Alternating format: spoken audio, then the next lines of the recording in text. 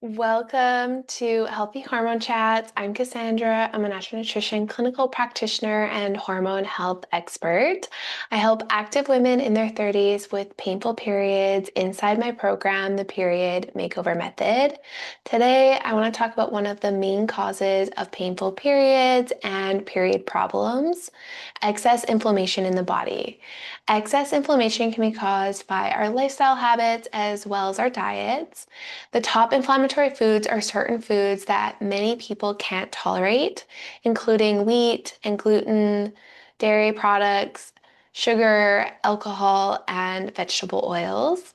Wheat and gluten will affect some people more than others. It depends on your genetic accessibility and your gut microbiome. There is gluten in spelt, wheat, rye, barley, and there is no gluten in quinoa, rice, corn, potatoes, oats, and millet. If you're sensitive to dairy products, it's most commonly the protein A1 casein. This can be inflammatory as it stimulates your immune function to make inflammatory cytones and can also reduce the production of natural anti-inflammatory molecule glutathione. If you have acne, PMS, painful periods, or heavy periods, this could be an inflammatory food for you. Sugar can also cause inflammation in a few ways. It causes tissue damage and insulin resistance. Insulin resistance is a condition of high insulin in the liver and muscle cells that fail to respond to insulin properly. If you experience PMS and period problems, it's best to limit your intake of sugar and opt for natural sweeteners like honey and maple syrup. Alcohol is inflammatory and impairs the healthy elimination of estrogen. If you consume mixed drinks such as fruit juice and alcohol, you're getting a double dose of those inflammatory foods, the sugar in the juice and then the alcohol. Alcohol does affect our hormones. In studies, it mostly raises estrogen and occasionally increases testosterone and the luteinizing hormone. Research has shown that 1 to 3 drinks frequently may affect your cycle and can cause an ovulation. The hormonal effects of an occasional drink were not shown to cause any changes in the menstrual cycle, menstrual health. So moderation is important when considering a drink.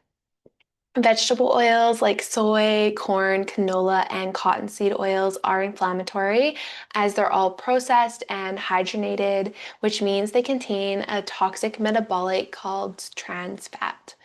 So you want to consume high quality cooking oils that have a higher smoke points and contain high levels of omega-3. Omega-3 is also known for its anti-inflammatory benefits. Some high quality cooking oils are avocado oil, coconut oil, olive oil, lard, and butter fat.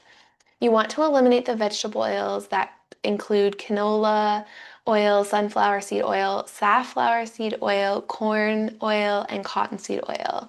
These cooking oils have lower smoke points and they oxidize when heated and can go rancid very easily. They're also higher in omega-6 and can create inflammation in the body. So focusing on using cooking oils that are high in omega-3 and have a higher smoke point. If you get any symptoms after eating dairy and gluten, such as bloating, cramping, constipation, diarrhea, or headaches, I recommend eliminating these foods for 1 month and then slowly bringing one food back in small amounts while keeping a journal, writing down how you feel after eating to see if there's any correlation between those foods and your symptoms that you're experiencing. It's best to limit your consumption of processed sugar, alcohol, and vegetable oils. In my last video, I shared 3 nutrition guidelines for painless periods. If you haven't seen it, you can go ahead and watch that next. And today I covered the 5 top inflammatory foods that can drive excess inflammation in your body. So these are topics that we cover in step 2, Nourished Hormones of my program, the Period Makeover Method. If you're ready to have easier periods, but you're not sure where to start, I do have a free guide, 5 easy ways to reduce painful periods naturally without hormonal birth control. So you can download it with the link that is in the description. In this guide, I share 5 easy tips you can start implementing today to have easier periods. Or if you're wanting more information about my program, the Period Makeover Method, there's also a link in the description for you to book a free assessment call with me.